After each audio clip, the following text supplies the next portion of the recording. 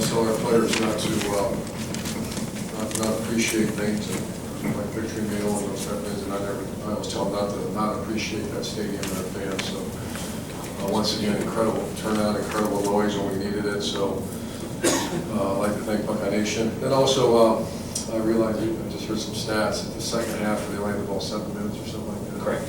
And our offense line really, because that was a heck of a team. I knew going into it was going to be a physical team. The defensive line is outstanding, and one of the leading Russian teams, Russian defenses.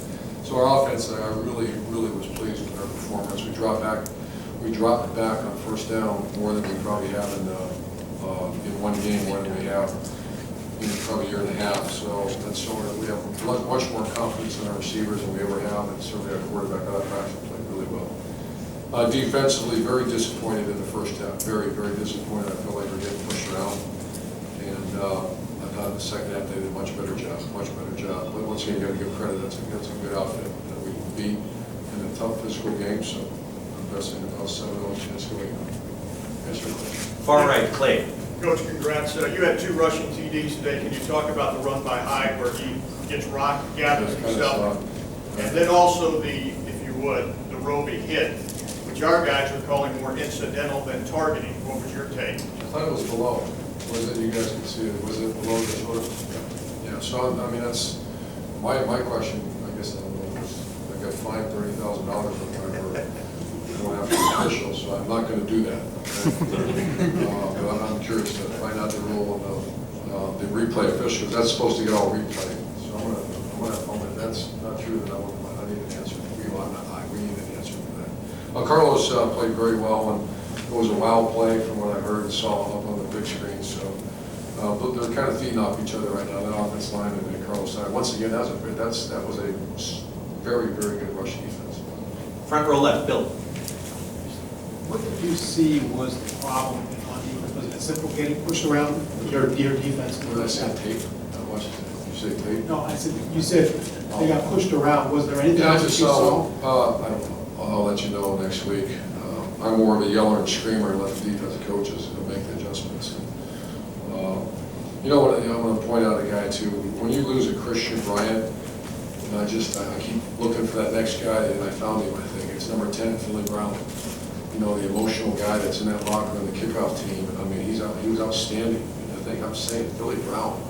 I went walk across the street from him last year. Now he was a guy that is an incredible leader. And I mean, I just looked at Don't Let Me Down, because I mean he was phenomenal today. And it's picking up the slack that Christian Bryant. Christian is unique, and the people that devalue and don't understand it, never been in the locker room, never been in a home, that having that energy source. And so, but back to your question, defensively, I thought we'd done such a good job defending the run. We didn't give it that many yards. We kept 100 and some yards. I thought it was worse than that, but it was headed that way in the first half. Front row, Bob.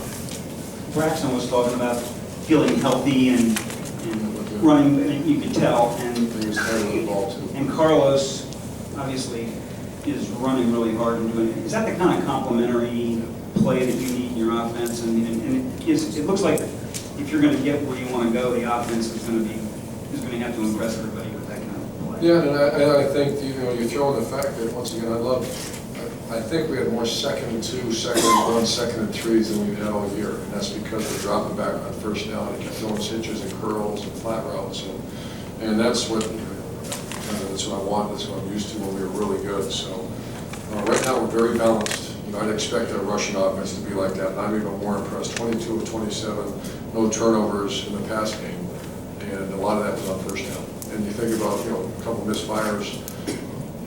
Very good production throwing the ball. Front row middle, Bill. Urban, the big play they did, were you, how distressed were you that the pursuit couldn't get to the big guy? Very concerned. These 40 times that we're recruiting, I'm going to find out who's giving us these 40 times. I didn't really see the play. I was working on offense. I looked up and Big boy to run that far. I guess. Front row right, Does not Sonny. get caught. Coach, you mentioned 22 to 27 Braxton's efficiency throwing the ball, but he had a lot of time. Your offensive line did a superb job in protection. Would you talk about that, please? Yeah, we called all 5 of the guys up. I think Taylor Decker's coming of age. I feel good about him. I feel good about the line. And, you know, that's where winning football, certainly offensive football, starts. They're my favorite players on the team. You know, those 5 guys, that's where you start. Back row left, Austin. Urban, on Wednesday, Braxton said that the last couple of games he hadn't felt like his old self. Had you noticed any limited ability with him physically and compared to what he did today? I just noticed practice, he's looked really good this past week. You know, we were +1 week, so we went pretty hard Monday, Tuesday, Wednesday, and I can always tell he's feeling good when he's running and carrying out fakes and those type of things. And he's becoming a much better practice player. And I can see that correlates to production, so I can see it. He looks better. He looks like he feels great. Back row right, Tim. Yeah, Urban, 2 things. Number one, I think this is now your 3rd win streak of 20 games or more, which is fairly unique as a coach.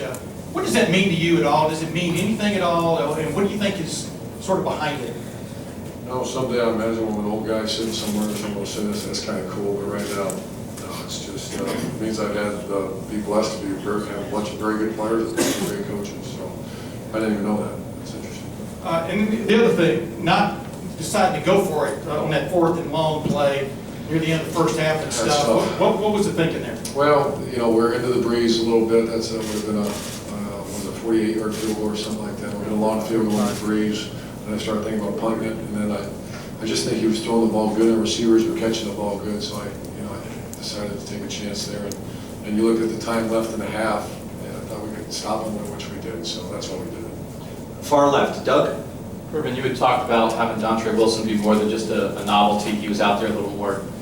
You know, we didn't have a game-breaking play or anything, but just when you have guys like that in the game, does it help open anything else up? Does it help Certainly does. Jordan Hall and that kind of stuff? Yeah, well, certainly number 1 does, because when he goes in, the tendency, you know, that's what we do in a bye week too, is you do that statistical analysis, and it's very heavy that he's involved.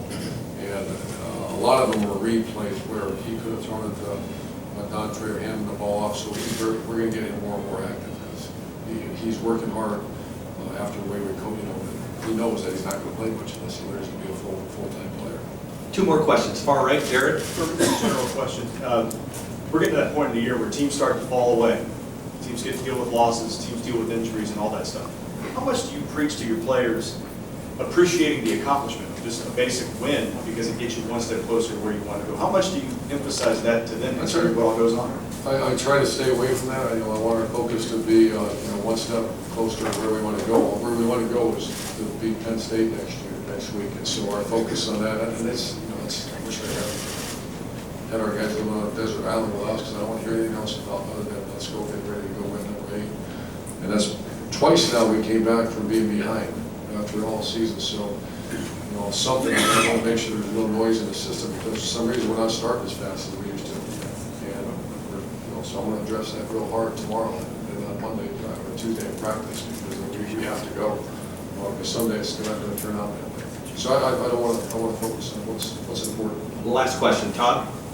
You leave here feeling what? You express something, you leave here this game feeling what? You express some concern about the defense? Oh, yeah. No, I leave here, I'll do that tomorrow. I'm going to go, I've learned a lesson in my life. I'm going to enjoy this game. I feel outstanding. I'm going to go hug my players, hug my family, and go to work tomorrow. But tonight, I'm worried about defense. We'll go this way. See you.